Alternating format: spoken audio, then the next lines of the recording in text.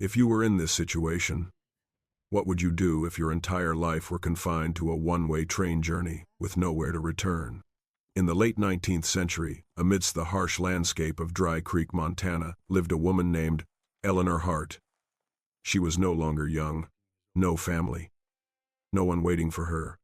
The only thing she carried with her was a fragile promise from a letter marriage, the last thing she believed could save her from loneliness. But when Eleanor stepped off the platform, the man who had promised to marry her didn't show up. No explanation, not an apology. All that remained was the scrutinizing gaze of the small town where people whispered that she was worthless, that women like her no longer had a choice. If it were you, rejected in a strange place, seen as a burden by society, would you turn away or stay and endure? It was at that very moment that a man of few words appeared. Samuel Boone, a quiet western cowboy carrying more loss than words could express. He made no promises. He offered no pity. He simply looked at Eleanor, then spoke just one word, enough to change the fate of both of them. Mine. Is that one word about possession or protection? Is it about salvation, or is it a choice even more difficult than rejection? If it were you, would you dare to entrust the rest of your life to a man who says almost nothing, but is willing to stand up for you when the whole world turns? It's back. Stay with us. This story doesn't promise miracles, only truth, dignity, and a truly human love. If you love heartwarming stories that aren't loud and dramatic, don't forget to like, share, and subscribe to our channel to join us in the story of Eleanor and Samuel right now. Her name was Margaret Collins. She sat in the last carriage of the westbound train, her hands resting neatly on a worn-out cloth bag, as if the slightest loosening of her grip would cause her entire life to slip from her grasp. Outside the window, the landscape of Red Willow, Nebraska receded into the distance. The familiar fields, the gnarled trees, the log cabin where she had lived for over 30 years, all shrank, then disappeared. Margaret didn't turn to look for long. She had learned that some things, if you look too closely, you can't let go of. She was 61 years old, at an age when most women around her had resigned themselves to living out the rest of their lives in silence with their children and grandchildren, with memories, with days that were all the same. Margaret chose to board the ship, not out of a dream, nor out of courage, but because there was no other way. Her husband died 12 years ago, not in war, not in a major accident. He passed away from a winter fever in the very year of a drought that cracked the land, withered the crops, and depleted people's resilience. After a simple funeral, Margaret continued to live, or rather to exist, by doing small jobs, mending clothes for hire, cooking for neighbors, exchanging her labor for a few pennies. No one treated her badly, but no one really needed her anymore either. The loneliness of old age is not noisy. It comes quietly, like dust settling on wooden furniture. Little by little each day, until one suddenly realizes they are living in a room covered in the grayness of oblivion. The first letter arrived one October afternoon. The handwriting was firm and neat. The sender signed Henry Caldwell, a small farmer in Clear Fork, Montana. He wrote that he needed a woman who knew how to manage a household. No promises of love, no rosy vision of the future. Just clear he needed a companion, and he believed that marriage was the kindest way for two people to grow old together. Margaret read the letter 3 times, not because it was eloquent, but because it was truthful.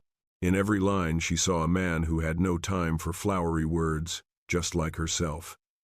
The letters came regularly, once a month. They didn't talk much about emotions. They talked about the weather, about the price of corn, about the long winters. And in that simplicity, Margaret felt something very fragile but very real, the feeling that she was still a woman who could be chosen, not because of her youth but because of her perseverance. The decision to board the ship didn't come in a single moment. It formed over long nights as she sat alone by the oil lamp, listening to the old house creak in the wind. Over each morning as she realized no one was calling her name anymore. And finally, through a very clear thought, if she didn't go now, she would never go. The train carriage was cramped, the smell of coal and sweat mingling. Margaret didn't complain. She was used to the inconvenience.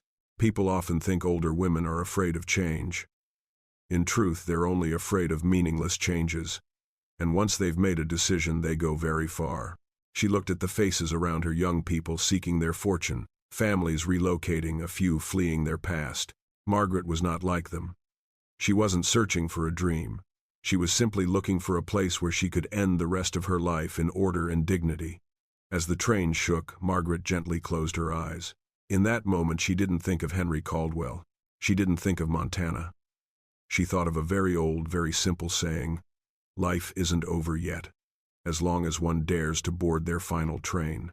There are trains we board not because of great hope, but because there are no other options.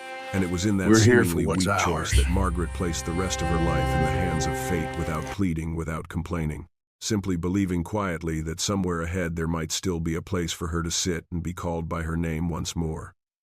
His name was Edgar Holloway, and the small town where the ship stopped bore a name as bleak as the land itself, Stonefield, Wyoming. As the train let out a short whistle and slowly came to a halt, Lydia Moore rose before the others. She wasn't in a hurry. Not in a rush. Her age had taught her that haste always comes at a price. She adjusted her dark coat, smoothing the creases of her dress, which had been carefully ironed the night before. In that moment, she didn't look like a woman searching for her husband, but like someone about to enter the final meeting of her life. Stonefield Station was small and desolate, with only a few crates and a row of low wooden houses. There were no flowers. No banners, not a sign that anyone was waiting to greet a woman who had traveled over 2,000 miles to start anew. Lydia looked around. She had braced herself for the silence, but Edgar Holloway's absence still caused her heart to sink a very subtle beat, enough that she herself didn't immediately notice. Then she saw him. Edgar was standing not far away, leaning against a wooden post, his hands in his coat pockets. He didn't approach. He didn't smile. He didn't take off his hat. His gaze swept over her quickly, concisely, like someone assessing a misdelivered item. Lydia approached him. She stopped a step away, far enough to save face for both of them. Throughout the journey, she had thought about this moment many times. She had imagined a nod, an awkward handshake, even the awkwardness of two people no longer young, but she had never imagined the chilling silence that hung between them. "Mr. Holloway." Her voice didn't tremble. She was proud of that. Edgar nodded slightly. Then he spoke without beating around the bush, without needing any foreshadowing. "I think we should stop here. No apologies. No explanations. Not a single superfluous word." Lydia didn't ask why. Not because she didn't want to know, but because she already knew. At this age, one doesn't need someone to state things too explicitly. Edgar's gaze, the gaze of a man accustomed to making calculated choices, said enough. She was no longer young, no longer healthy, no longer suitable for what he needed to maintain a farm on this harsh frontier. "He has read my letter," Lydia said slowly. "He knows my age." "I know," Edgar replied. "But I thought differently." That was the only explanatory statement he offered, and it was also the one that hurt the most older viewers, because everyone has been in that position, being judged not for who they are, but for no longer fitting the expectations of others. Lydia nodded. She didn't argue. She didn't beg. She didn't try to prove her worth. She had lived long enough to understand that when someone has decided not to see you, all words are useless. Around them, a few people stopped to look. Stonefield was a small town. News spread faster than the wind. Lydia felt the scrutinizing gazes, not malicious but cold. Gazes directed at a woman who had gone too far and was now being rejected. Edgar adjusted his hat. "I'll pay for your train ticket back," he said. "Or you can stay a few days and figure things out yourself." That's not kindness. That's how a person keeps their conscience clean with money. Lydia stood still. For a brief moment, old memories flooded back, the years she had worked tirelessly caring for her ailing husband, enduring long winters.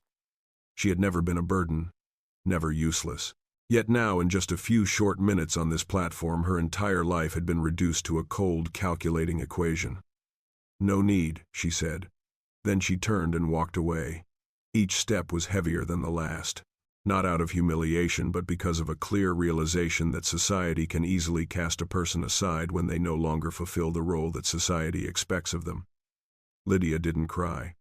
Not then. She dragged her old suitcase out of the station, stepping into Stonefield as someone nobody expected. At her age, rejection was no longer a shock, but a cruel reminder that the world always moves forward and not everyone gets to carry it. But deep down, one thing remains untouched: dignity. And it is that very dignity, however challenged, that will be the only thing keeping Lydia standing in the days to come. The town was called Ash Creek, nestled in the heart of the eastern Montana prairie, so small that in a single morning, every story could have spread from the bakery to the waterfront at the end of the street. When Ruth Ellison left her inn on the second day after arriving in Ash Creek, she hadn't done anything wrong. She just walked a little slower than everyone else. She carried an old suitcase, and she had the gait of a woman more accustomed to carrying burdens than being supported. But in a small town, that was enough to become a story. Ruth sensed it very quickly, not with her ears, but with her back. The feeling when people stopped talking the moment she walked past. When someone's gaze quickly shifted from her graying hair down to her worn-out shoes, then lingered longer than necessary. In Ash Creek, people didn't ask direct questions. They judged in silence, then spoke to each other behind half-closed doors. That morning, Ruth went into the town's smallest grocery store. She only bought dark bread and some sugar. The shopkeeper, a woman in her 40s, neatly dressed, looked her up and down before wrapping the items. The look wasn't malicious, but it was cold, as if she were assessing what kind of person Ruth was. "Are you new here?" The voice was soft but loud enough for the two people standing nearby to hear. "Yes," Ruth replied. "I've just arrived." "Going alone?" Ruth nodded. The woman's lips curved slightly. Not a smile, just a very small movement, but in this town, small movements often carried great significance. Ruth took back her bag without asking any further questions. But she knew that the moment she stepped out the door, the story would begin. And that's exactly right. By noon, Ruth had a name, not her real name. People called her the widow searching for a husband. Some even whispered more sarcastically, a belated hunt for happiness. Ruth first heard it at the diner at the end of the street. She was sitting alone eating a thin soup when two women at the next table, long dresses, clean gloves, whispered to each other. They didn't know Ruth had heard. Or they didn't care. "I heard she came here because of a man. At that age, she probably thinks she's still worth something." Those words weren't spoken with any intention to hurt. They were said as one talks about the weather, carefree, familiar. And that's precisely what hurts. Ruth didn't react. Not because she wasn't hurt, but because she was used to being judged without the right to explain. At this age, one no longer has the strength to defend their life choices to those who have never truly experienced loneliness. In the following days, Ash Creek began making offers to her. No one drove her away. They simply placed her in the position they deemed appropriate. A woman slightly older than Ruth, the banker's wife, called her back after Sunday service. Her voice was sweet, her smile impeccable. "If you need a job," the man said, "I can introduce you to my house. Mopping floors, doing laundry. It's not hard work. Suitable for someone older." Another person suggested she babysit at night. "Not much pay, but there's a place to sleep." No one asked what she had done before. No one asked what she was capable of. They just looked at her age and condition, and then decided for her. Ruth refused everything. Not raising her voice. Not getting angry. She simply said, "Thank you, but I'll manage on my own." That answer surprised some. In Ash Creek, people were used to women like Ruth accepting what was offered. Her refusal offended them, not because she was rude, but because she was out of place. That evening, Ruth sat alone in her boarding house, mending an old dress. Outside, the town gradually fell silent.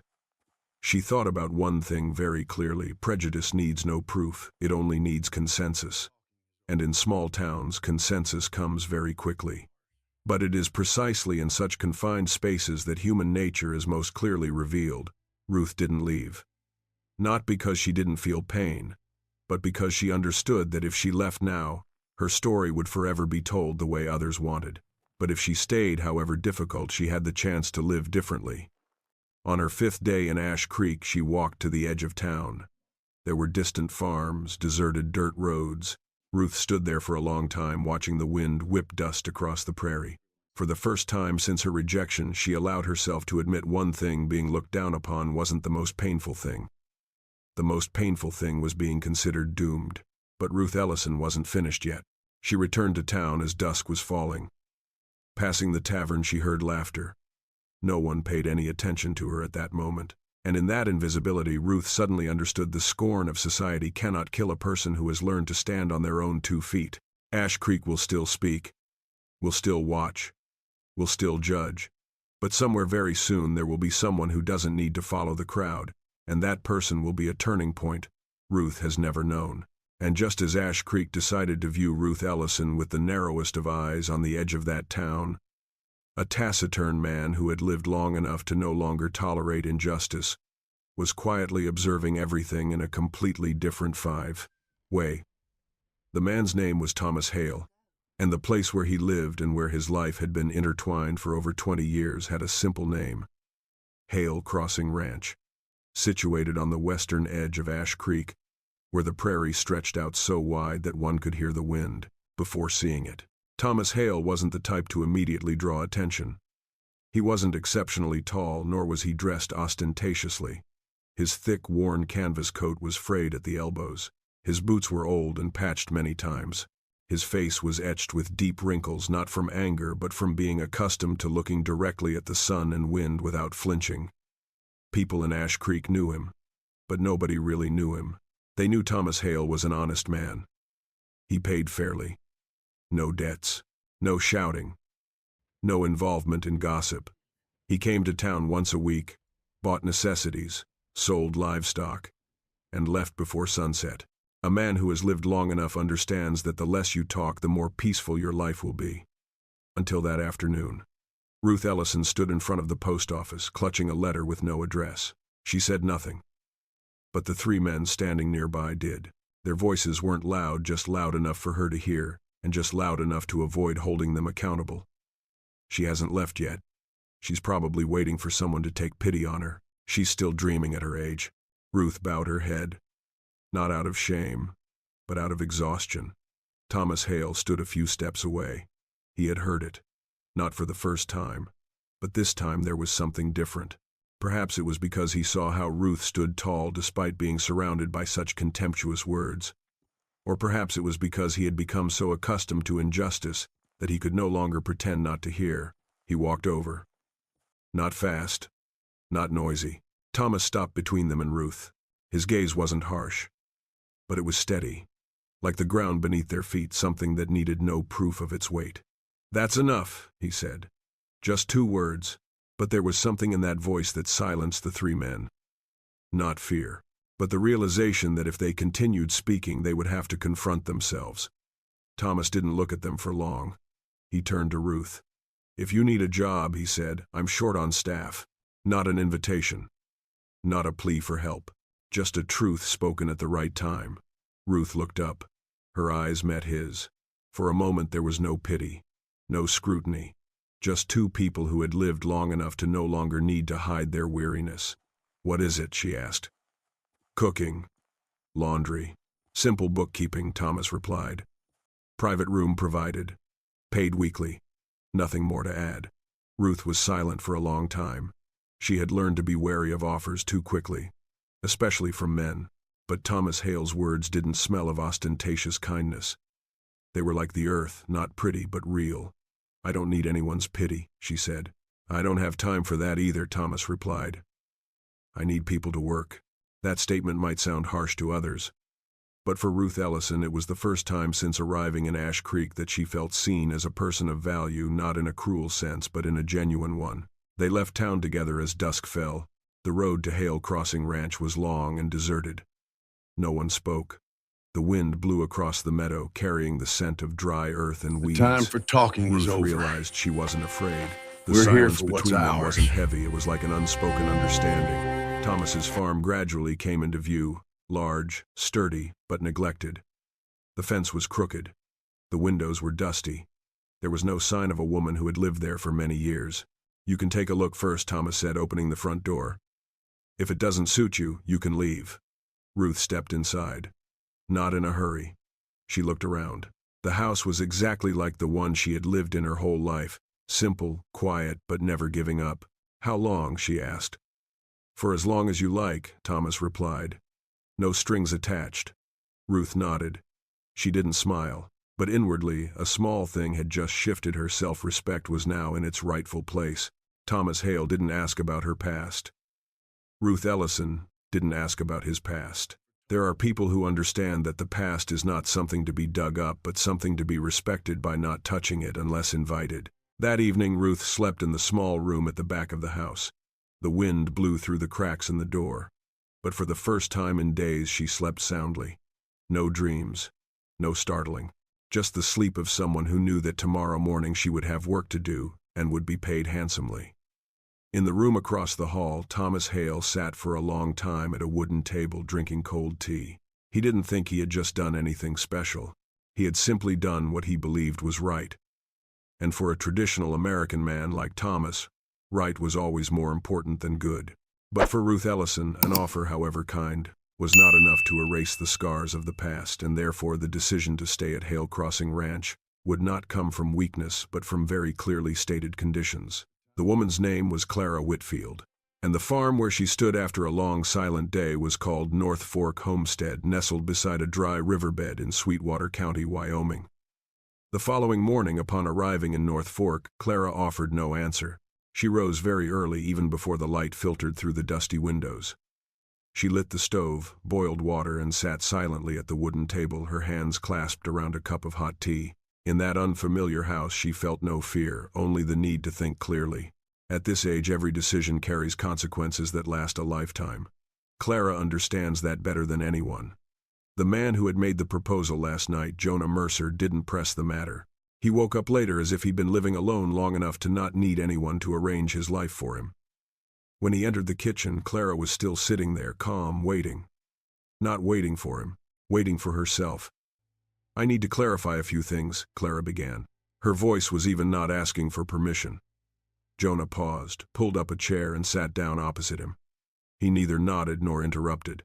He simply placed his hands on the table in the posture of someone ready to listen, not to contradict, but to understand. "First," Clara said, "I work. I get paid. No debts, no obligations." Jonah nodded. "I already told you."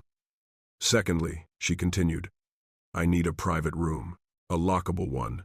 No one is allowed in without my permission." The atmosphere in the room remained unchanged. There was no surprise, no defensive reaction. Jonah simply replied, "There's a room on the east side. It's rarely used." Clara looked straight at him.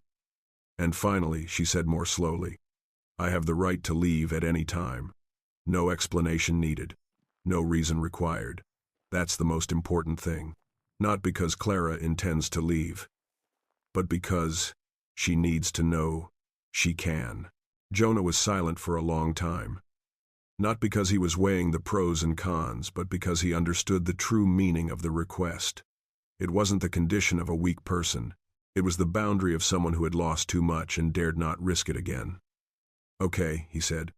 "No more words. No bargaining." It was at that moment that Clara realized what allowed her to stay, not because Jonah Mercer was a good person, but because he respected boundaries without viewing them as an offense. Clara didn't smile. She just nodded. That's how they started. No promises. No vague expectations. Just two older people, each carrying a history long enough to not need to hide. The following days passed in quiet order. Clara worked.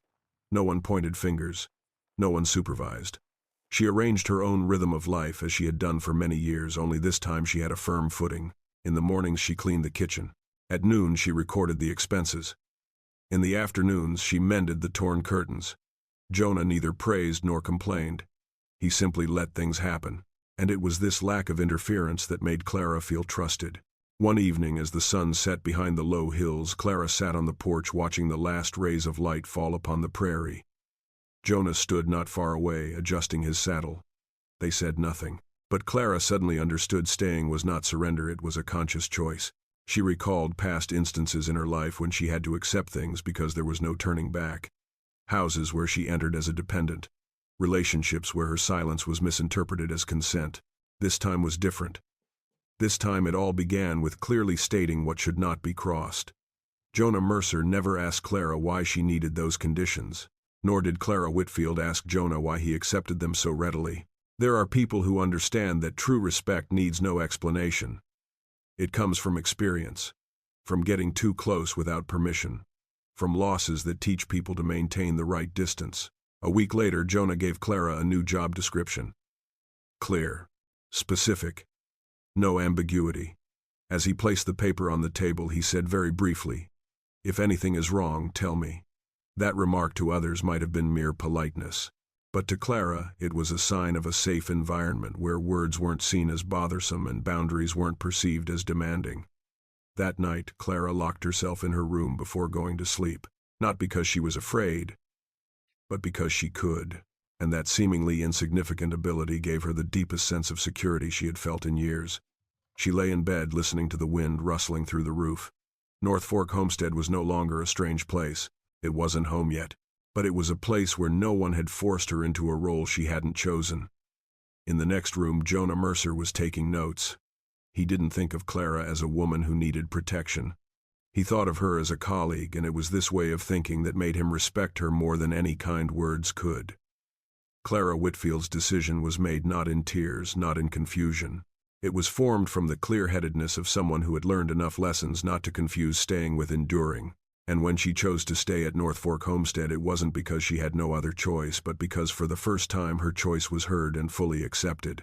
And when Clara Whitfield officially settled in North Fork Homestead on her own terms, she could not have known that the arid land, like her own life, was about to enter a new phase where quiet labor would gradually reveal deeper layers of meaning and connection. The ranch was called Willow Bend Ranch. It was located on the northern edge of Carbon County, Montana, where the land stretched endlessly but rarely showed mercy to people. The wind didn't blow, it raked. The ground didn't crack from drought, it was so accustomed to aridity that it no longer resisted. Eliza Turner stood before the farmhouse on the third morning since her arrival. The early morning sun streamed through the dusty windows, revealing the scratches on the thick wooden doors. The house was large, sturdy, but cold in the way of places that had been uninhabited for too long. Eliza didn't go inside immediately. She stood there for a long time, her hand on the doorframe, feeling the rough wood under her fingertips. The wood was still strong. The roof was still standing. But everything inside seemed to hold its breath, as if the house had become accustomed to being abandoned and no longer expected anyone to return to care for it. Inside the kitchen was spacious but empty. A long table, 4 mismatched chairs. Dishes were haphazardly arranged, some chipped.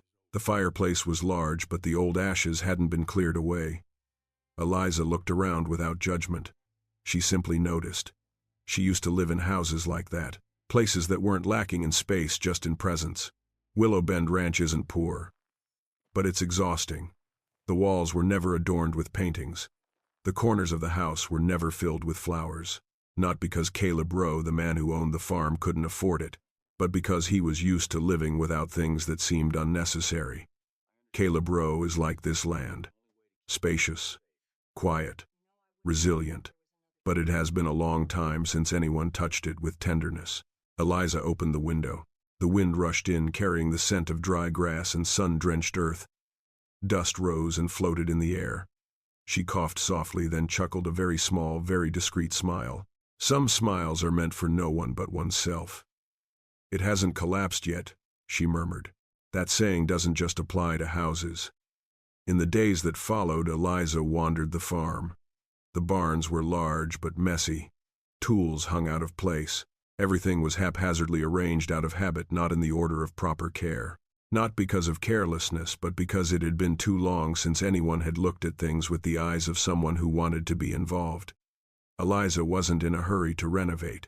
She just observed. At midday, she sat on the steps, gazing out at the prairie. The wind blew strongly, making her dress flutter. At this age, Eliza no longer sought dazzling beauty. She sought truth. And Willow Bend Ranch was very real, so real that it didn't hide its cracks. That evening, when Caleb Rowe returned home after a day's work, he found Eliza wiping down the kitchen table. Not wiping it to make it completely clean, just wiping it so it would be usable. He paused for a moment, then walked past without saying a word. Caleb wasn't one to notice changes easily. But even he noticed the house sounded different. No longer the wind whistling through the cracks in the doors. Instead, there were the sounds of people moving slowly, the sound of objects being carefully set down. Eliza didn't ask Caleb why he lived this way, nor did Caleb ask Eliza why she didn't seem overwhelmed. They both understood that there were questions that, if asked, would expose wounds that weren't ready to be touched. One afternoon, Eliza stood in the living room watching the sunlight fall on the wooden floor. The floor was worn but not rotten. She suddenly saw a heartbreaking parallel. Being neglected did not mean being useless. Eliza's life was the same. She was once a woman of a home. then a woman of memories, then a woman of silence. At each stage she was left behind in a different way, but never completely broken. Willow Bend Ranch doesn't need to be saved. It needs to be with. Eliza started with small things, tidying up the kitchen shelves, arranging the dry goods, rehanging a few utensils in their proper places. Not to instantly transform the space into a home, but to show that it could become a home. Caleb observed from a distance. He didn't interfere. He didn't instruct. He understood that Eliza's work wasn't for show. It was like the way she lived, little by little, unpretentious but purposeful. One evening, Caleb placed a new oil lamp on the table. He didn't say why. Eliza looked at him, then nodded. Between them, small actions spoke louder than words. The autumn wind began to blow stronger. Night fell faster. Willow Bend Ranch was still cold, but it was no longer desolate. Eliza sat alone in the kitchen, mending an old tablecloth. She thought about herself, about the years when others had decided her fate, about the places she had entered without being asked. Here, everything was unfinished, but at least she wasn't forced to fit into some kind of mold. This arid land doesn't promise easy things, but it's honest. And for Eliza Turner at this age, honesty is the only foundation for starting over. And as Eliza Turner began to meticulously work her way through every corner of Willow Bend Ranch with her familiar patience, she didn't yet realize that the quiet days of labor ahead would be the only way for her and for this land to relearn what it means to be needed. The ranch, called Cedar Hollow Ranch, nestled in a low hillside in Powder River Basin, Wyoming, had nothing remarkable to boast about. No grand gate, no rows of straight trees, no freshly painted sign. But it survived day after day thanks to the people who worked without being told. That woman's name is Martha Lane. Every morning Martha wakes up before dawn, not because anyone asks her to, but because her body is accustomed to that rhythm. The rhythm of years of hard work, where a day that starts late is a day of deprivation. She lit the fire while the house was still shrouded in darkness. The dry wood crackled. The water in the kettle gradually heated up. The time Martha for talking didn't think is much over. of it. She did each task as We're if it here had for been there what's for a long ours. time, waiting for her to come and continue. When the farmhands began to appear, backs stiff from hurried naps, hands smelling of earth, breakfast was ready. Dark bread, fried eggs, weak but hot coffee.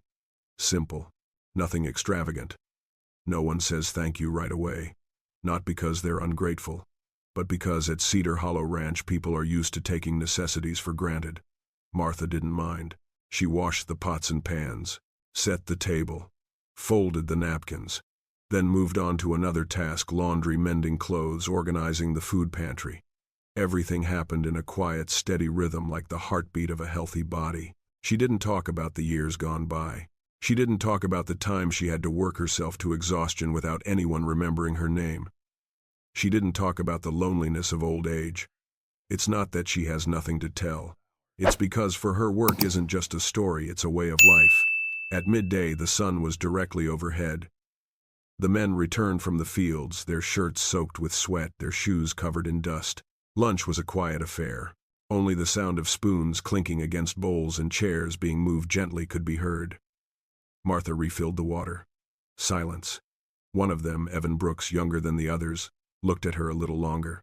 "Aren't you taking a break?" he asked. Martha looked up. "It will come," she replied, "but not now." The statement doesn't imply sacrifice. It's simply a fact. In the late afternoon, as the farm gradually emptied, Martha brought a chair out onto the back porch and sat mending a torn elbow on a shirt. The late afternoon sun shone on her hands, rough but steady. She remembered other hands that had once been like that. Women she had known. Women who worked not for praise but to keep things standing. At Cedar Hollow Ranch, nobody calls Martha the boss, nor does anyone call her the employee. She's only there when needed. In the evening, as the weather turned colder, Martha cooked a larger dinner. Stew, potatoes. Nothing special, but enough to soothe the weariness of a long day. The men ate more slowly than in the morning. Some nodded at her. Others tidied their bowls more neatly. Small, wordless gestures. Martha saw it, and she understood. The respect of experienced people doesn't come from words. It comes from how they change their behavior when no one asks them to. Night fell. The kitchen was cleaned. Only embers remained in the fireplace. Martha stood alone for a long time watching the fire die down. She didn't feel tired in the resentful way. She simply felt she had completed her part of the day's work. At this age, that feeling is enough to go to sleep peacefully. In her room, Martha neatly placed her work dress on a chair. She didn't have many clothes, but each one was clean, carefully mended, used sparingly. She believed that the way we treat our belongings reflects the way we treat ourselves. Day after day, Cedar Hollow Ranch began to change, not by magic but by persistent repetition. Meals became more regular. Clothing became neater. The food pantry was more organized. The men were less irritable when hungry. No one said Martha had done anything significant. But when she wasn't at breakfast on the 10th, everyone noticed immediately. Evan awkwardly stood up to light the stove. The water boiled over. The eggs burned. No one blamed him. But everyone understood these seemingly small things were the foundation of an entire day. Martha arrived later simply because she needed a few more minutes for her aching feet. She offered no explanation. No one asked. But from that day on, the dinner table began to be filled with phrases like, "Let me," and "Let me do it." It wasn't because they owed her anything. It was because they had seen the value of labor done with self-respect. Martha Lane never asked for recognition, but her labor spoke for her, slowly, persistently, and undeniably. At Cedar Hollow Ranch, people started calling her by her name. No longer she, no longer the woman, just Martha. And for someone who has lived long enough to understand the value of being called by their right name, that means more than any compliment. And it was from those meals without thank yous, those days of work without praise, that respect at Cedar Hollow Ranch began to develop very naturally, without declaration, without debate, simply through repeated daily actions.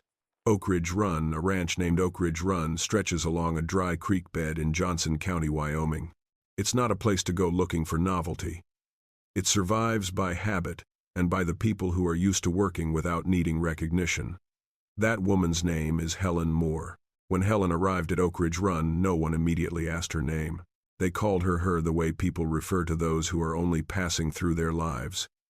She does the cooking. She does the laundry. She knows how to mend clothes. No one meant any harm, but no one thought to remember names either. Helen didn't correct it. She didn't even mention it. At this age, she understood that respect cannot be demanded, it can only be earned. The first few days at Oak Ridge Run passed steadily. Helen worked as if she had been there for a long time. She didn't interrupt the men's conversations. She didn't pry into their pasts. She was present only when needed, and then withdrew when no longer necessary. Breakfast was always ready before they went to the fields. Dinner was always hot when they returned. Their shirts, torn at the elbows, were neatly mended without fanfare. Helen didn't leave a huge mark. She left behind stability, and that's what started to change everything. One morning when Caleb Dunn, the longest-serving employee, entered the kitchen, he paused at the doorway. Not out of surprise, but because he noticed the door had been fixed. It wasn't stuck. It didn't creak anymore. "Did she fix it?" he asked. Helen was washing dishes and didn't turn around. "No," she said, "just reseasoning the hinges." Caleb nodded. That evening, he brought home a leftover piece of wood. He quietly placed it against the warehouse wall, without saying a word. The following day, Jonah Reed, the youngest in the group, pulled out a chair for Helen to sit on when she brought the food out onto the porch. A small gesture, but it was a first. "Sit down," he said. "Let me clear the table." Helen looked at him. Not surprised, not moved. She simply nodded. From that day on, they began calling her by her name. No one remembers exactly who said it first. It was just that one day from she they switched to Helen gently, as if it were a newly formed habit. That change didn't come with an apology. Nor was it accompanied by a solemn declaration. It comes through very ordinary things in life. One day, Helen discovered that a strong gust of wind had blown open her window. That evening, when she returned, the window frame had been carefully propped up. No one took credit for it. On another occasion, a stranger entered the farm, his eyes scrutinizing everything. Caleb stood in front of Helen as if it were the most natural thing to do. "What do you want?" he asked the other man. His voice wasn't loud, but it was firm enough. Helen saw it, and she understood. That protection wasn't possessive. It stemmed from seeing her as a part of this place. At Oak Ridge Run, people don't talk much about kindness. They show it by fixing the door before a strong wind, by giving way when she passes by leaving her alone when she needs quiet. Helen didn't change her work methods, but the way people treated her changed. They asked her what she thought of the meal. They waited for her to sit down before eating. They didn't speak rudely in her presence, not out of fear, but out of respect. One afternoon, Helen was walking past the stables when she slipped. She didn't fall, but it was enough to slow her down. Jonah was there immediately. "Are you all right, Helen?" he asked. It wasn't her. It was Helen. The question wasn't big, but for someone who had lived in silence for too long, it resonated deeply. Helen straightened up. "It's all right," she said. "Thank you. Thank you not for the help, but for the realization."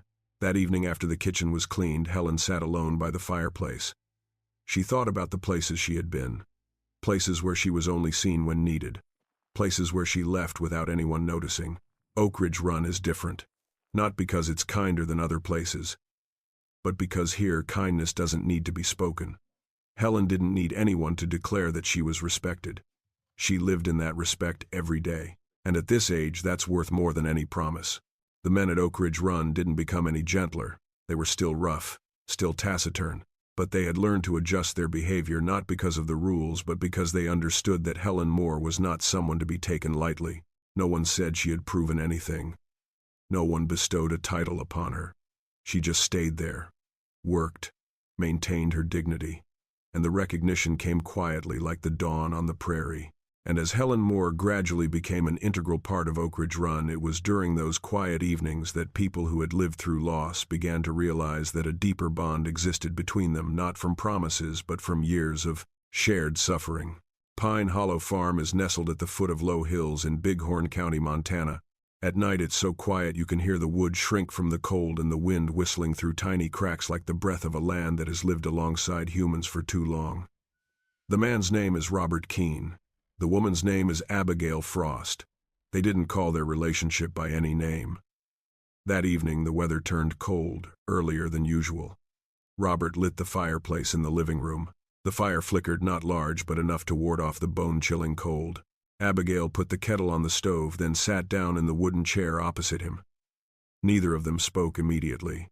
The silence between them wasn't an avoidance. It was more like an unspoken agreement: only speak when absolutely necessary. Robert gazed at the fire for a long time. Then he spoke in a low, even voice. "I thought I would never survive that winter." Abigail didn't ask which winter it was. She just nodded. Robert recounted the final years of the war without detail, without heroism. Just long, sleepless nights, names that would never return, and the feeling of carrying memories no one wanted to hear. He didn't say he was brave. He only said he survived, and sometimes that was harder than that. Abigail listened, her hands resting on her knees. She didn't look him directly in the eye. She looked at the fire. There are stories that if you look directly at the storyteller become too heavy. "I'm not used to telling these kinds of stories," Robert continued. "No need," Abigail replied. "I understand." And she truly understood. She recounted her life story, not in chronological order, not in full. Just fragments: a husband who died of lung disease, an empty house, years spent eating dinner alone, talking to herself so as not to forget the sound of her own voice. She didn't cry when she told the story. Robert didn't try to comfort her either. They don't need that. At this age, people aren't looking for comfort. They're looking for someone patient enough to sit with their pain without trying to fix it. Robert stood up and added another log to the fire. The flames flared up for a moment, then died down again. Abigail pulled her shawl tighter around her shoulders. "I'm used to being alone," she said. "Me too," Robert replied. Those two statements placed side by side don't imply loneliness. They are like two parallel lines that have traveled a great distance, and now are close enough to recognize each other's existence. The following days, Pine Hollow Farm settled into a slow pace of life. Robert repaired the north fence. Abigail sorted seeds for the next season. They worked in the same space but didn't need to do the same work. At lunchtime they ate together. They didn't say much, but sometimes a glance was enough to understand what the other needed: more water, more time, or simply peace and quiet. One afternoon, when the wind picked up stronger, Abigail stopped working and looked out at the open space behind the house. "I used to think," she said, "that surviving loss was the hardest thing." Robert waited. But really, she continued, it's about learning to move on without letting it shut you down. Robert nodded very slowly. Yes, none of them talked about the future. No one mentioned love. But each evening they would sit opposite each other, sharing a very quiet time as if they both understood that regular presence was the deepest form of bonding at this age. One day Abigail found a photograph of a young Robert in an old drawer standing next to another man, both in military uniform. She didn't ask about it right away. That evening she simply placed the photograph on the table. Robert watched. For a long time. My brother, he said. He's not coming back. Abigail didn't touch the photograph. She simply said, I'm sorry. That statement wasn't meant as pity. It was meant as recognition. At Pine Hollow Farm, no one tries to fill the void left by another. We're here for They let what's those ours. voids exist, and that's what makes them less burdensome. One night, as the snow fell lightly, Abigail stood at the window. Robert added more wood to the fireplace. The light illuminated their faces, making them look older, more wrinkled, but serene. Have you ever thought, Abigail said softly, that you've lived too long? Robert thought for a moment. Then he replied, no. I think I've lived long enough to know what's worth keeping. Abigail turned to look at him. She didn't smile, but her eyes softened. No declarations of love were made at Pine Hollow Farm. There were no climactic moments. Just two people who have lost so much already don't want to waste anything more, not even words. And it is in this restraint that a very strong bond begins to form, not based on new hope, but on a deep understanding of what has passed. And as Robert Keene and Abigail Frost begin to get used to each other's presence as part of their daily lives, that very fragile peace foreshadows impending upheaval, for on the frontier peace rarely lasts too long. The ranch, called Red Timber Ranch, is located deep in Carter County, Montana. A place where the land is vast, but the people live with the feeling that they are merely temporary guests of nature and fate. The man's name was Isaac Moreland. The woman who stayed on the farm was Nora Whitaker. Initially, no one noticed anything unusual. It was just one cow that hadn't returned to the barn in the evening. Then another one the next morning. In the frontier region, stray livestock weren't uncommon. Strong winds, vast terrain, wild animals, all could be the cause. Isaac didn't jump to conclusions. He'd lived long enough to know that premature panic always leads to mistakes. But on the fourth day, Isaac began to count the flock again. 3 children are missing. No wolf footprints. No signs of attack. Just gone. Isaac stood for a long time by the south fence. The wind was blowing stronger than usual. He bent down and touched the wooden post. The wire had been cut, clean, decisive, not by nature. He didn't swear. He didn't smash anything. He just stood there silently. Nora saw it from afar. She didn't ask immediately. She had learned that some things take time to be said. But in her heart a very familiar chill began to rise, the feeling of days gone by when events struck without warning. That evening, Isaac ate very little. He pushed his bowl aside earlier than usual. Nora cleared the table, then sat down opposite him. Something's wrong, she said. Not a question. Isaac nodded.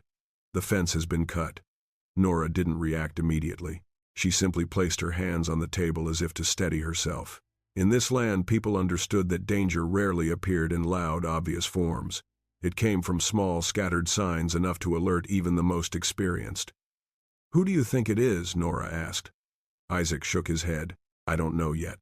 But it's not an animal. Silence fell between them, heavier than the wind outside.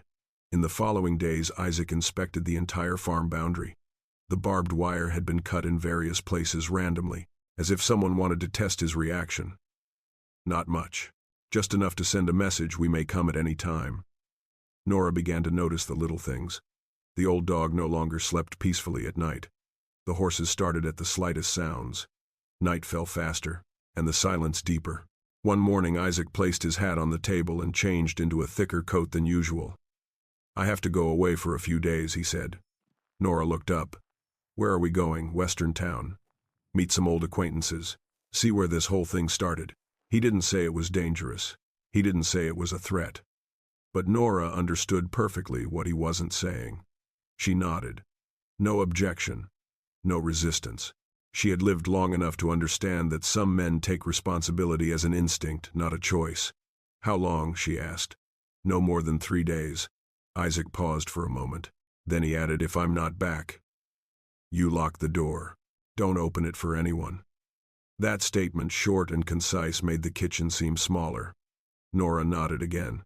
She didn't ask if. The morning Isaac left, the wind blew against her.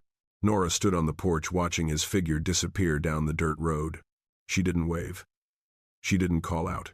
She just stood there until the prairie swallowed his familiar form. Red Timber Ranch has become too quiet. Nora went about her daily routine as usual. Cooking, cleaning, checking the windows. But each action was slower, more cautious, as if she were living in a house that knew it was about to be tested. In the evening she lit the lamp earlier. She listened to every sound. The wind, the creaking of wood, something very faint, perhaps it was her imagination. She wasn't afraid in a panicked way. She was afraid in the way of someone who understood the consequences. On the second night, Nora didn't sleep soundly. She sat up several times looking out the window. The darkness was thick. There was no moonlight. Everything seemed to be waiting. She remembered Isaac's words, "Lock the door," and she locked it. At this age, Nora Whitaker no longer believes she is invincible, but she believes in something else. She has survived enough loss to not collapse from fear. Red Timber Ranch is more than just a piece of land. It's a place two people have chosen to live, not for safety but for meaning. And that is why when the signs of a storm appear, they don't roar. They whisper just enough for those who have experienced it to hear and understand that peace is being challenged. And as Isaac Moreland left Red Timber Ranch to confront the looming danger, Nora Whitaker had no idea that the coming night would force her to face her greatest challenge alone, a challenge for which no one could arrive in time to protect her, but herself. The ranch, called Coldwater Bluff, was secluded from the main road near Niobrara County, Wyoming. By day it looked tranquil. Just an old log cabin, a few barns, and an endless expanse of prairie. But when night fell, Coldwater Bluff became a different world, secluded, fragile, and entirely dependent on the person who stayed behind.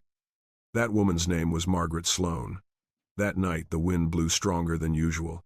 Not a violent gale, but a steady, deep breeze that seeped through the cracks in the wood as if testing the sturdiness of the house. Margaret had locked the doors early. She lit the oil lamp, placed it neatly on the table, and sat down to mend an old shirt. Her hands didn't tremble, but each stitch was slower. She didn't expect anyone to visit, nor did she expect anyone to return. Henry Cole, the man who had left Coldwater Bluff 3 days earlier, had said he would be back soon. But Margaret wasn't the kind of person to put faith in promises when the weather and people can change their minds. She had lived long enough to understand that on some nights one can only rely on oneself. Around midnight the wind changed direction. Then another sound came. It wasn't immediately clear. It was just a very faint sound, like the ground being pressed down. Margaret stopped what she was doing. She switched off the lights. Not in a hurry, not in a rush. In the darkness her hearing became sharper. Then she heard what she didn't want to hear, the sound of horse hooves. Not one. At least 2. Her heart was pounding faster, but her mind was perfectly clear. She rose and walked slowly toward the small window overlooking the front yard. The wind stirred the curtain gently. She didn't pull it shut immediately. She waited. When a shadow glided over the fence, Margaret knew for sure this wasn't a hallucination of fear. She took a step back. No scream. No cry for help. She understood perfectly well no one could hear her. Coldwater Bluff was too far from town. There was no moon tonight. And Henry Cole, if he was still on his way, wouldn't be able to return in time. At that moment, Margaret Sloan confronted a stark reality. This was the night everything depended on her choice. She walked toward the old wooden cabinet and opened the bottom drawer. The pistol lay there, cleaned years ago. Margaret picked it up. The familiar weight made her breathe slowly. She didn't like weapons, but she knew how to use them from a previous life where women had to learn to defend themselves when men were absent. The sound of horse hooves stopped. Then there was a sound at the fence. Metal scraping against wood. Not hurried. Not rushed. As if those outside knew that those inside were listening. Margaret leaned against the wall. The cold seeped through her clothes. She wasn't thinking about death. She was thinking about the house. About the kitchen counter she'd just cleaned. About the window she'd just patched up. Coldwater Bluff wasn't a place she'd come to take refuge. It was a place she'd chosen to stay. And no one has the right to take that away from her. She opened the door very quietly, not letting any light escape. Then she stood still, gun in hand, waiting. Time dragged on, not measured in minutes but in breaths. There were whispers. The words were unclear. Then footsteps approached. Margaret raised her gun. She didn't tremble. She didn't shout a warning. She said just one sentence, low enough, clear enough, "Go away." Silent. The wind blew harder, carrying dust. Then came a very soft laugh, not exactly mocking but surprised. Perhaps those men hadn't expected that in this small house there was a woman who wouldn't wait to be rescued. Margaret did not fire. She did not retreat either. She stood there for a long time until the sound of hooves faded into the darkness of the night. There was no victory. Only one thing was clear: she had not run away. When things calmed down, Margaret closed the door, bolted it, and sat down in a chair. Only then did her hands begin to tremble slightly. She placed the gun on the table and clasped her hands together. She didn't cry. She only breathed deep and slow. She looked around the room. Everything was still there. Nothing was out of place. Nothing was broken. And in that moment, Margaret Sloane realized something she had learned very late in life. Courage is not the absence of fear, but staying when fear takes hold. Outside, the wind still blows, but Coldwater Bluff still stands strong. And so did the woman who stayed in that house. And as dawn broke over Coldwater Bluff, Margaret Sloane could not have known that the very night no one came to her rescue had quietly changed the way the man about to return saw her, no longer as someone in need of protection, but as someone who had protected herself. The farm named Silver Creek Homestead is situated on the edge of the Platte County, Nebraska prairie, where the horizon is so low that it always feels as if the sky is pressing down on the roof. That woman's name is Evelyn Harper. Before dawn could dispel the lingering shadows of the night before Evelyn rose, she couldn't sleep any longer, not out of fear, but because her body had been on high alert for too long to relax immediately.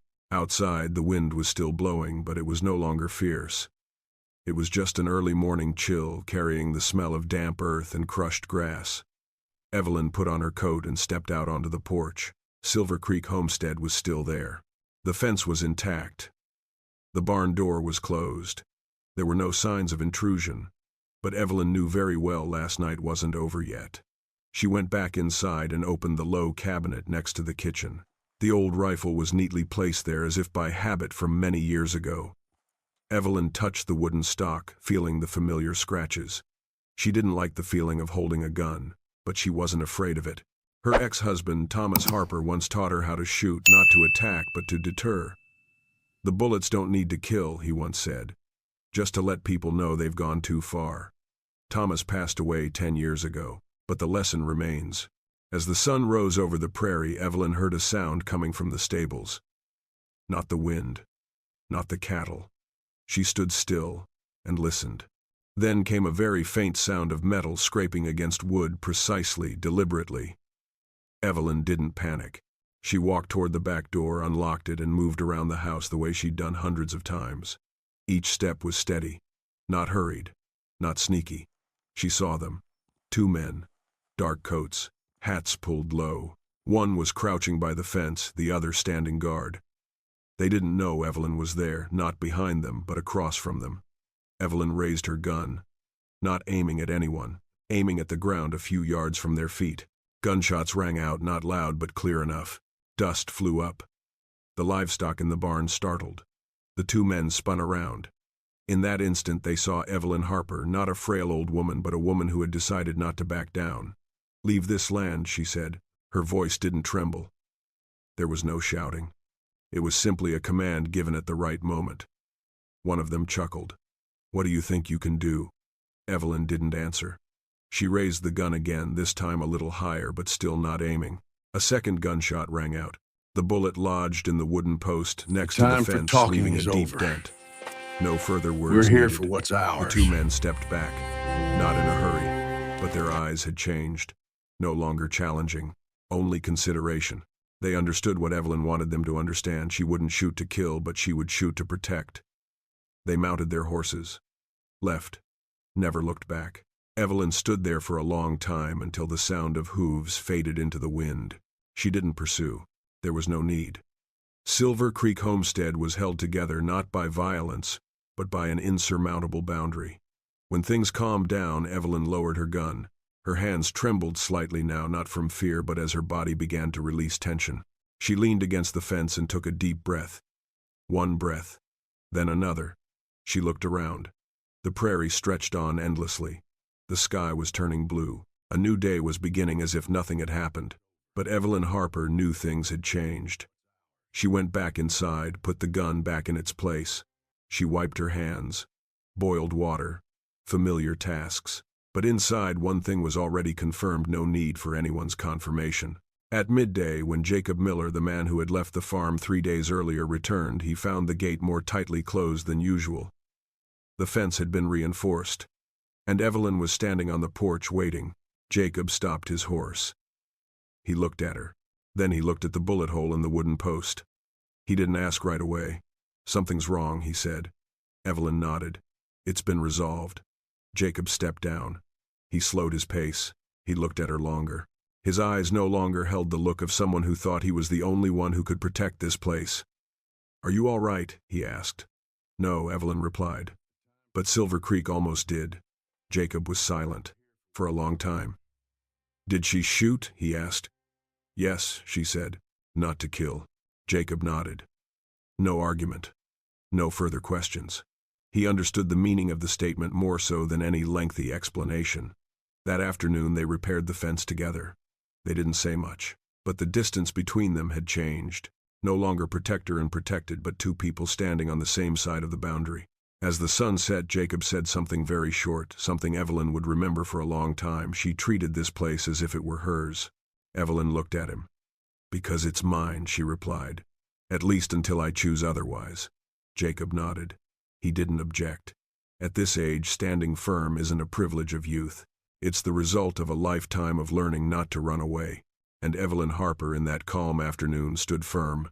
And after that afternoon at Silver Creek Homestead, when the guns had been put away and the line had been drawn, what changed wasn't the land itself, but the way Jacob Miller began to look at Evelyn Harper with an unspoken respect. The ranch named Windfall Crossing sits on the edge of the Laramie Plains Valley in Wyoming, a place where the wind blows incessantly but rarely with much noise. The wind here is like the people of the frontier, taciturn, persistent, and unexplainable. The man's name is Caleb Warren. The woman's name is Louisa Grant. The morning after the incident, Windfall Crossing was strangely quiet. There were no more unfamiliar footprints around the fence. The tense scent had vanished from the air. Only the early morning sun shone on the prairie and the faint creaking of wood as the temperature changed. Louisa Grant woke up earlier than usual, not out of worry, but because her body had returned to its old rhythm, the rhythm of someone who knows they still have work to do. She lit the stove, boiled water, and put pots on the fire as if the night before had been just a gust of wind passing through her life. Caleb Warren stood at the barn door watching her from a distance. He didn't approach immediately. He didn't greet anyone. He just looked. His gaze was different from before. Previously he had looked at Louisa as if she were a stranger on his land, kind, fair, yet distant. Now his gaze was slower, deeper, as if he were re-examining all the things he had once taken for granted. They worked in silence that morning. Louisa adjusted the curtains that had been blown open by the wind. Caleb reinforced the eastern fence. No one mentioned the gunshots. No one mentioned those who had left, but everyone knew that something had changed. At lunchtime, Caleb entered the kitchen. He didn't sit down immediately as usual. He stood there for a moment, looking around the room, looking at the things Louisa had touched during her time there. The clean wooden table, the neatly arranged dishes, the carefully secured window. Then he spoke. Just one sentence. She treated this place as if it were her home. Not a compliment. Not a thank you. That is recognition. Louisa stopped. She turned to look at him. No smile. No obvious emotion. Just a very subtle softening in her eyes, like when someone hears a truth that has remained unspoken for years. "I was just doing what needed to be done," she replied. Caleb nodded. "I know. Those two statements placed side by side carry no promise. They don't open up a specific future. But they mark a very important point. Louisa is no longer a temporary person." That afternoon they worked together, repairing the roof of the shed at the back. Previously, Caleb would do it alone, but today he handed Louisa a hammer without asking if she needed one. Not because he wanted to test her abilities, but because he believed she was suited for the job. Louisa took it. Without hesitation, they worked side by side without interrupting each other's rhythm. When Louisa needed nails, Caleb had them ready. When Caleb slipped, Louisa helped him regain his balance. Small gestures, no words needed. And it is in those moments that the change becomes very clear, not love but companionship. In the evening, the wind subsided. They sat on the porch, each in their own chair. They didn't say much, but the distance between their chairs had narrowed compared to before. Caleb looked out at the prairie. Until now, he said, I thought I was the only one who had to hold this place. Louisa didn't interrupt. But it turns out, he continued, there are people who keep it in a different way, more quietly. Louisa looked at him. Keeping doesn't always mean standing at the front, she said. Sometimes it's just about not leaving. Caleb turned to look at her. This time his gaze was no longer scrutinizing. It carried a clear respect, the kind of respect that only appears when one views the other as an equal. None of them talked about the future. None of them talked about how long they would stay. None of them talked about feelings. But from that day on, every decision in Windfall Crossing was stated in two parts. Us. We should renovate the south shed. We need more seeds. Louisa heard it, and she understood the meaning of that pronoun. At this age, people don't need promises. They need to be recognized for who they truly are. And Caleb Warren did just that, not with flowery language, but with his gaze and the way he changed his behavior each day. That night, Louisa stood by the window watching the wind sweep across the prairie. She wasn't thinking about what she had proven. She was thinking about one very simple thing: she was in the right place. Change doesn't need promises. It takes time. And kindness is deep enough that it doesn't need to be said. And when Caleb Warren's gaze toward Louisa Grant was no longer the same as before, the next thing he would say slowly and unhurriedly would no longer be an acknowledgement, but a proposal calm enough for both of them to contemplate the rest of their lives. The ranch, named Hearthstone Valley, nestled between two low hills in Madison County, Montana, offers no breathtaking scenery. There's only the land, the wind, and days that unfold at a pace slow enough to allow for reflection before making a decision. The man's name is Walter Briggs. The woman's name is Esther Cole. That afternoon, the sunlight was no longer harsh. It slanted across the valley, painting the dry grass a soft, not dazzling but enduring yellow. Esther stood by the shed door, rearranging the sacks of seeds for the next season. Walter was not far away, repairing the worn handle of his shovel. No one urged anyone on. No one felt compelled to finish everything that day. In Hearthstone Valley, people are used to letting things unfold naturally. Walter observed Esther from a distance. Not stealthily, not speculating. He simply looked as one would look at something familiar, but now with an added layer of meaning. Esther had been in Hearthstone Valley for nearly 2 months. Not as a guest, nor as a foster parent. She worked, shared responsibilities, and offered advice when needed, not much, but at the right time. Walter realized that since Esther's arrival, his evenings no longer dragged on in heavy silence. Not because there was more of a voice, but because there was more of a presence. That afternoon, when the work was more or less finished, Walter put down his shovel, brushed his hands, and said without looking directly at Esther, "Do you intend to leave?" The question carried no pressure, no expectations. Esther paused. She didn't answer immediately. She was accustomed to not rushing when it came to important matters. "I haven't thought about it," she said after a moment. Walter nodded. "I think so too." They stood side by side, looking out at the valley. A gentle breeze blew, carrying the scent of dry grass and freshly tilled earth. Those familiar sounds didn't interrupt their conversation, they became a part of it. Walter cleared his throat. Not out of embarrassment, but because he wanted to speak the truth. "I'm not very good at making promises," he said. "Nor am I at the age where I think things will be easy." Esther listened. She didn't interrupt. "If you wish," Walter continued, his voice slow and steady, "we can continue to stay here. We can manage the years to come together. There's no need to change anything too quickly." He turned to look at her at that moment. His gaze was not questioning, just open. "We're not getting married right away," he added. "Not because I don't respect her, but because I respect her enough not to force it." Esther looked at him for a long time, not to find any romantic signs, but to find the truth. And she saw it in the way he stood tall but didn't take up space, in the way he placed the decision in her hands without backing down. "Aren't you afraid?" she asked. "At this age, sharing your life with someone else?" Walter thought for a moment. Then he replied, "Yes, but I'm more afraid of living the rest of my life without anyone sitting at the table with me." That statement wasn't flowery. but it touched a deep chord.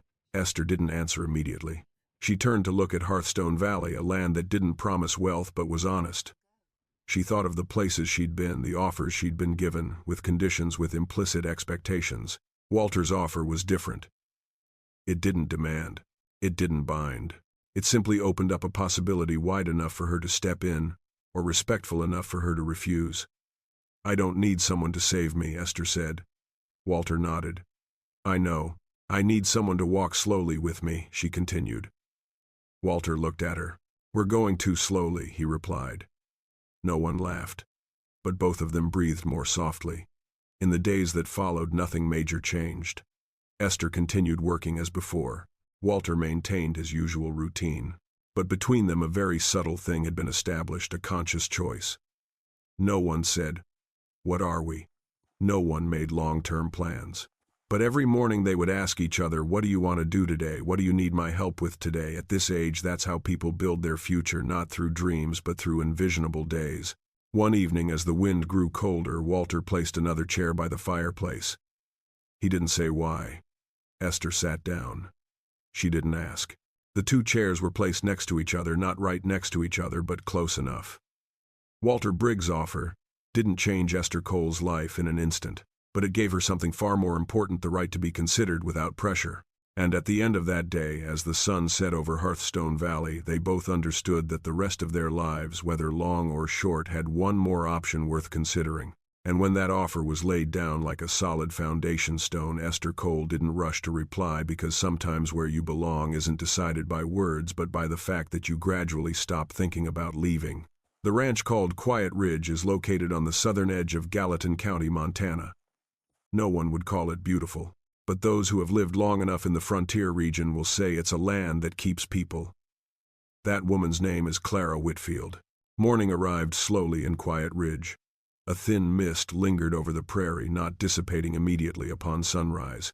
Clara stood on the porch holding a chipped porcelain cup. She didn't drink immediately, letting the warmth spread through her hands. Walter Hayes, the man who had made the offer a few days earlier, was in the barn working as usual that morning. He didn't look in her direction. He wasn't waiting for a reply, and that's what brought Clara some relief. She was used to places that demanded quick decisions. Offers needed to be answered immediately, before people changed their minds. But at Quiet Ridge, no one rushed things. The time for talking Everything is over. unfolded as if time itself respected We're here for people. what's ours. Clara went into the kitchen, set down her cup, and began preparing breakfast. She did it not out of obligation, but because it had become a natural part of her day. Not for a moment did she ask herself, "Who am I doing this for?" She just did it. The days passed like that, unmarked. No major changes. Walter still let Clara decide everything about herself. Where to go, what to do, when to rest. He asked her opinion on farm matters not out of politeness but because he was used to having another person to share his thoughts with. Clara noticed it in the very small details. When she suggested moving the seed shed to a less windy location, Walter didn't object. He simply nodded and began taking measurements. When she said the dining table needed an extra chair, Walter brought back exactly one, no more, no less. It wasn't because he was afraid of making mistakes. It was because he didn't want to take her place. One afternoon, Clara realized that 3 weeks had passed since she'd placed her bag by her bedside, and she hadn't once thought to rearrange it in preparation for leaving. That startled her more than any declaration of love she'd ever received in her life. It wasn't because she decided to stay. It was because the thought of leaving simply vanished. Clara didn't say that to Walter, nor did she need to say it to herself. At this age, one doesn't need to name every emotion. One just needs to recognize that they are there. In the evenings, they would often sit on the back porch after work was finished. They didn't talk much. Sometimes it was just the sound of the wind rustling through the dry grass, the regular chirping of insects. Walter sat a comfortable distance from Clara. Not intrusive, not distant. One day, Walter asked very softly, "Do you feel anything is missing?" Clara thought for a moment. Then she shook her head. "I've had enough," she said. Walter didn't ask how long enough was enough. He didn't ask in what way it was enough. He just nodded. A few days later, Clara received a letter from an old town. A job offer. A place with a more solid roof, more amenities. She read the letter carefully, folded it up, put it in a drawer. She didn't tear it up. nor did she answer immediately. But that night, as she lay in her familiar bed at Quiet Ridge, Clara realized one thing very clearly: this place was no longer just a temporary stop. No one in Quiet Ridge called Clara she. No one asked how long she would be staying. No one reminded her of her age or her past. Here, she doesn't have to prove she's worthy. She just needs to be herself, and that's enough. The next morning, Clara got up early, took the letter outside, and burned it in the fireplace. No anger, no regret, just a very peaceful decision. Walter saw the smoke but didn't ask. He understood that some decisions didn't need explanation. At lunchtime, they ate together. Clara placed another napkin on the table, the one she had used since her first day there. Walter saw it. He said nothing, but his hand paused for a very brief moment. That moment which no one but they realized was the answer. Clara Whitfield never said, "I will stay." Walter Hayes never said, "I need you." But every morning Clara still woke up at Quiet Ridge. Every evening Walter still reserved a seat for her. At this age, belonging isn't established by promises but by ceasing to think about having to move on. And Quiet Ridge, with its wind, earth, and ordinary days, became just such a place. Not because it was perfect, but because there Clara was respected, needed, and could be herself, nothing more, nothing less. The story doesn't end with a wedding, nor does it end with vows. It ended with a very ordinary afternoon when Clara stood on the porch looking out at the prairie and realized that she had come home in the simplest way possible. The story, She Was a Mail-Order Bride, isn't about a tumultuous love affair. It's about people who have lived long enough to understand that the most valuable thing isn't being chosen but being respected. Eleanor Hart was not saved by Samuel Boone, and Samuel Boone was not a hero either. They were simply two people who had experienced loss meeting at a time when neither had the strength to pretend to be strong anymore. And that's what created a profound bond, a bond where no one had to bow their head, no one had to feel indebted. The most important message of this story is simple yet incredibly powerful, especially for those who have passed the latter half of their lives. A person's value doesn't diminish with age. Mature love doesn't need vows, just enduring presence. And sometimes the place you belong isn't the place with the most promises, but the place you no longer want to leave. In a world that constantly pressures us to start over, this story reminds us that simply continuing to live a decent life is a victory in itself. If you're at a stage in life where peace of mind is more important than dreams, if you've ever felt like it's too late, then this story is written for you. Thank you for listening until the end. If the story resonated with you, please like, share, and subscribe to the channel so we can continue telling stories for hearts that have been hurt but never stopped hoping. See you again in the next stories of Frontier Hearts.